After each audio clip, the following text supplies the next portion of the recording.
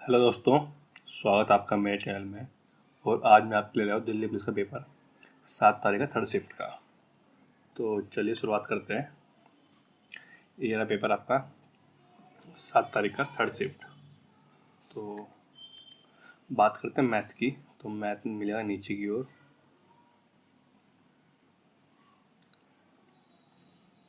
ये रहा 286। इसमें पूछा गया है कि how many composite number are there from 1 to 11। तो इसमें है ना, कंपोजिट नंबर क्या होता है। बेसिकली एक होता है प्राइम नंबर, एक होता है कंपोजिट नंबर।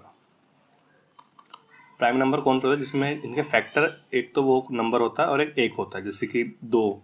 जैसे कि अगर मैं 3 की बात करूँ, 3 के फैक्टर सिर्फ 1 होगा या फिर 3 होगा। ऐसे अगर बात करूँ मैं 5 की, तो 1 और 5। तो इनसे अलग जो नंबर हो गए वो उन्हें बोलता है कंपोजिट नंबर। तो अगर मैं लिखूँ 1 से लेकर 10 तक, मतलब 1 2 3 4 5 6 7 8 9 10 और 11, ये प्राइम नंबर है, ये प्राइम नंबर है और ये प्राइम नंबर। तो 1 2 3 4 और 5, ये सॉरी 5, ये हो गया। सॉरी ये नहीं होगा। तो 1 2 3 4 और 5, यहाँ पे कंपोजिट नंबर, ऑप्शन नंबर 3, ये इस तरह से। और एक को मैंने इसलिए लिया क्योंकि एक ना एक यूनिक केस होता है, मतलब ये कहते हैं अपवाद, एक्सेप्शन होता है ये वाला। क्योंकि ना तो ये प्राइम नंबर में आता ना ये कंपोजिट में आता, तो ये अपवाद है। अगली की तरफ चलते हैं।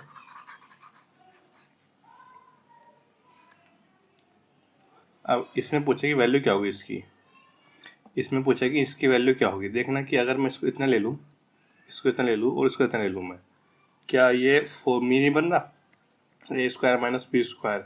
और ये फॉर्मूला ये नहीं होता ए माइनस और ए प्लस बी। अगर मैं इसको इतना ले लेता हूँ, इस इतना पार्ट को, तो ये कितना हो गया, 2+1 3 और 2-1 1, मतलब ये 3 हो गया। अब याद रखना इस फॉर्मूले में जब भी हमेशा एक चीज़ याद रखना कि अगर ये नंबर मतलब कि ए और बी कॉन्जिक्यूटिव है, मतलब कि ये पहला नंबर है, ये अगला नंबर है, मतलब कि इसके बाद जस्ट नंबर आता है। जैसे कि ये n है और एक n+1 है, तो इनमें मेरा फॉर्मूला याद रखना कि जो इन दोनों का सम होता है वही इनका जो आंसर होता है। जैसे कि अगर इसकी बात करूँ तो इनका सम क्या होगा 3, इनका सम क्या होगा, इनका सम होगा 7 और इनका सम क्या होगा 15। अगर आपको यकीन नहीं हो तो आप ये देख लो करके, 4 स्क्वायर माइनस 3 स्क्वायर। तो इससे अगर मैं करूँ तो कितना हो गया, 4 माइनस 3 और 4+3, ये कितना हो गया 1 और ये कितना हो गया 7। और अगर मैं वैसे भी करूँ 16 माइनस 9, ये हो गया 7। अब दिक्कत क्या है, आपको ये आसान लग रहा होगा कि अगर मैं इसे चाहूँ तो वैसे भी सीधा कर सकता हूँ, मतलब कि इसे सोल्व करके चाहूँ तो सोल्व भी कर सकता हूँ कि मतलब ये 4, ये 1, ये 16, ये 9, ये 64, ये 49। लेकिन अगर सपोज करो जो TCS है उसमें डिजिट बड़ी बड़ी आती है, सपोज करो यहाँ पे आ गया आपका 49 माइनस 48 स्क्वायर। आप कैसे करोगे, कर लोगे इतना लंबा स्क्वायर निकाल के। बात सारी वो है, जैसे कि अगर मैं इसके स्क्वायर की बात करूँ, इसका स्क्वायर होता है 2401। अगर मैं इसकी बात करूँ, इसका स्क्वायर होता है 2364, ये। लेकिन बात ये है कि क्या आप निकाल पाओगे इतनी जल्दी। तो इसलिए आप फॉर्मूला याद रखना कि इस तरह से काम करता है ये फॉर्मूला। अगले सवाल की ओर बढ़ते हैं।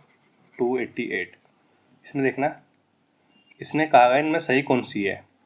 अगर मैं इसकी बात करूँ, ये होगी 2.88 के आसपास ये वाली वैल्यू, और ये होगी कितनी, ये होगी 0.7 के आसपास, और ये होगी 0.5 के आसपास। तो ये देखना कि क्या ये मतलब 0.28 बड़ा है 0.75 से, नहीं, तो ये तो पहले गलत हो गई। अब बात करो अगर इसकी, अब ये देखना, तो ये देखना 5/6 कितना होता है। 5/6 अगर 6 की बात करूँ मैं, तो ये होता है 8.7 के आसपास, अप्रोक्स लेते हैं क्योंकि अभी आगे करते हैं। 2/3 कितना हो गया, ये हो गया 6.66, मतलब ये सॉरी 0.66 करके। और अगर 3/5 की बात करूँ तो है 0.6। तो मतलब ये वाली स्टेटमेंट इससे बड़ी है और ये वाली इससे बड़ी है, तो मतलब ये वाली सेटिस्फाई कर रही है सेकंड ऑप्शन। तो अगर मैं ऑप्शन देखूँ तो इसमें मेरे से पूछा गया है only first, only second, both और दोनों में कोई नहीं, तो उसका ऑप्शन होगा ये वाला, सेकंड ऑप्शन।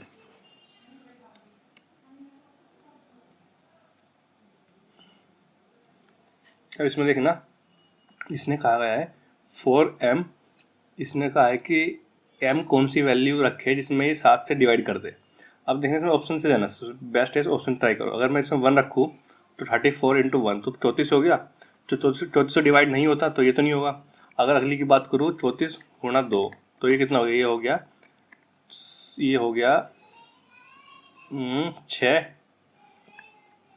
और ये हो गया कितना 8, 68। 68 क्या डिवाइड हो 7 से, नहीं 63 फिर 70, तो ये भी नहीं है। अगर मैं 3 की बात करूँ तो 3 होता है 34, 3 होता है 102, तो क्या डिवाइड करेगा ये 70 प्लस ये कितना हो गया 32, तो ये भी डिवाइड नहीं करेगा। अगर मैं बात करूँ चौथे ऑप्शन की, ये लगा देना। लेकिन अगर मैं इसमें देखूँ फोर्थ ऑप्शन भी, तो 34 गुणा 4 तो ये होता है कितना, ये हो गया 120 और ये हो गया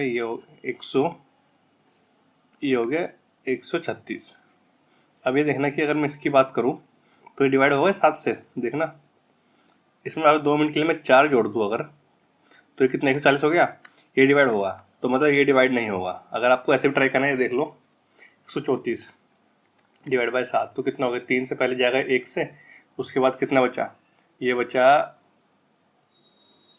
3, ये बचा 7 और ये बचा यहाँ पे 6, 64, तो 64 नहीं 63 जाएगा, मतलब यहाँ पे भी एक बचने वाला है। तो इसमें जो मुझे लग रहा है ये आंसर क्वेश्चन ही गलत है ये वाला। अगले सवाल की ओर चलते हैं।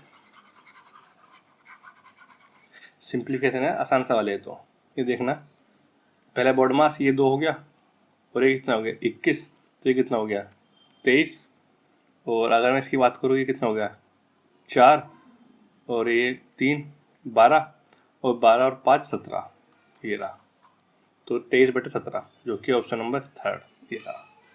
और TCS में इससे टफ सवाल आने वाले हैं, मतलब अगर बात सिंप्लीफिकेशन करूँ मैं, जो मैं आप कुछ टाइम बाद जब मैं आपको प्रीवियस पेपर कराऊंगा मैं TCS के पैटर्न वाले, उसमें आपको एक आइडिया मिल जाएगी पेपर सिंप्लीफिकेशन किस तरीके आती है, इससे तो टफ आती है।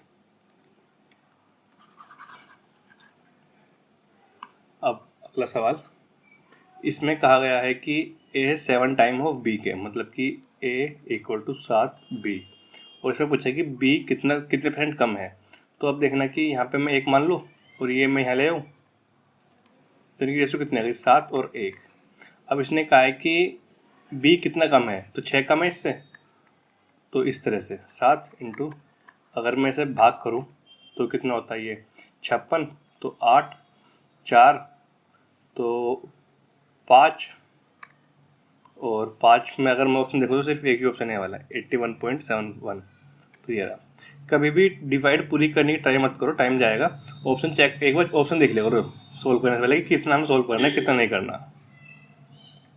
अब मैं अगले की बात करूँ तो ये है द रेशियो ऑफ, ये दे रखा है हमें, और इसने कहा है कि इनका जो स्क्वायर का सम है वो इतना है, इसमें मुझे लार्जेस्ट नंबर क्या होगा। तो मैं इसमें एक बात बोल सकता हूँ कि ये ऑप्शन तो कभी नहीं हो सकता।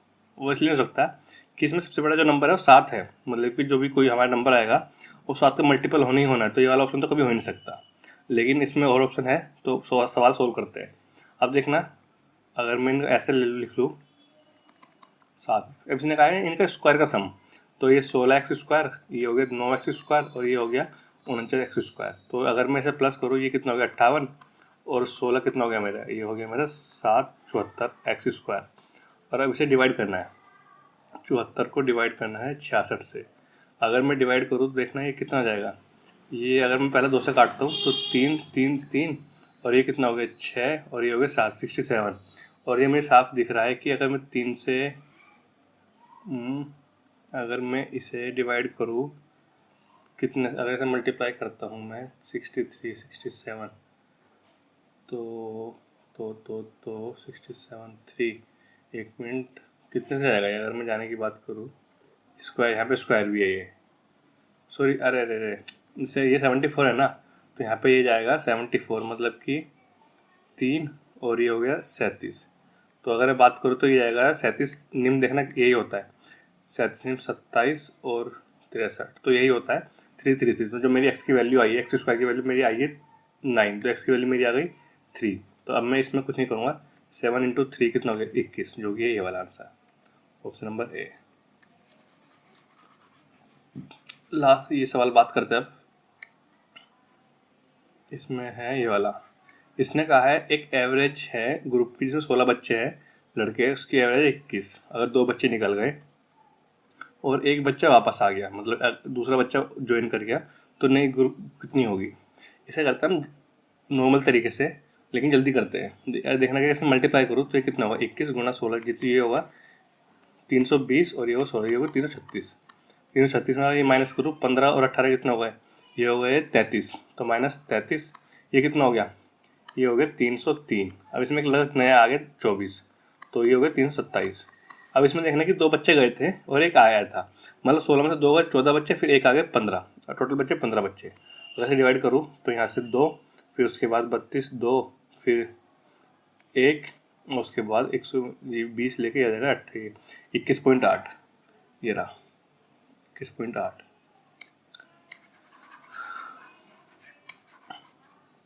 अब अगर बात करो अगले सवाल की 294 की। अब इसमें देखना कि एक कंसेप्ट लगता है, इसमें देखना कि इसने कहा है कि sum of money triples itself in 5 year at compound interest in how many year till it become 81 of itself.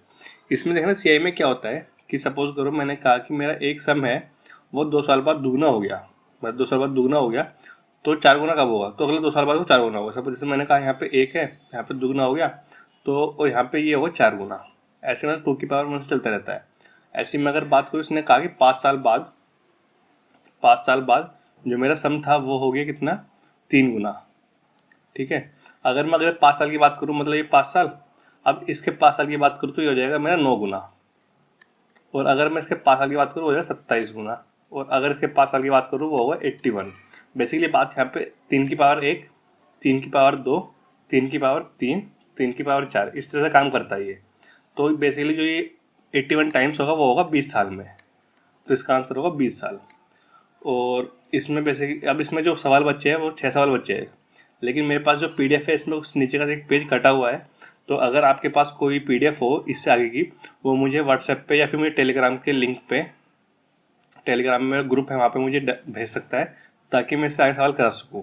और इसकी पीडीएफ भी आपको नीचे टेलीग्राम का लिंक है, उसमें आप मेरा चैनल ज्वाइन कर लेना, वहाँ से आपको इसकी पीडीएफ मिल जाएगी। तो आज की वीडियो में इतनी ही, उम्मीद है आपको वीडियो पसंद आई होगी, और अगर वीडियो पसंद आती है तो वीडियो को लाइक करें और चैनल को सब्सक्राइब करें। थैंक यू दोस्तों।